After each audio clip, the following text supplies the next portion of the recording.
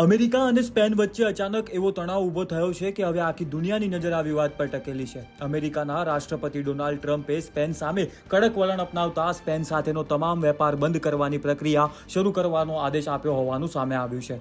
આ જાહેરાત NATO summit પહેલા થતાં જ રાજકીય અને આર્થિક ક્ષેત્રે ખળભળાટ મચી ગયો છે. ટ્રમ્પે સ્પષ્ટ શબ્દોમાં કહ્યું કે સ્પેન અમેરિકા માટે સારો ભાગીદાર રહ્યો નથી.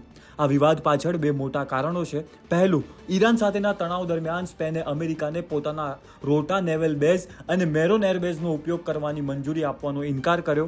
સ્પેનનું કહેવું છે કે આવું કરવું તેમની વિદેશ નીતિ અને આંતરરાષ્ટ્રીય નિયમો સામે જાય છે. જ્યારે બીજું કારણ નાટોના સંરક્ષણ ખર્ચનું છે. ટ્રમ્પ લાંબા સમયથી સભ્ય દેશો વધુ સંરક્ષણ ખર્ચ કરે તેવી માંગ કરી રહ્યા છે, પરંતુ સ્પેન હજુ સુધી પણ તે લક્ષ્ય સુધી પહોંચ્યું નથી અને આ મુદ્દે પણ ટ્રમ્પે જાહેરમાં નારાજગી વ્યક્ત કરી છે.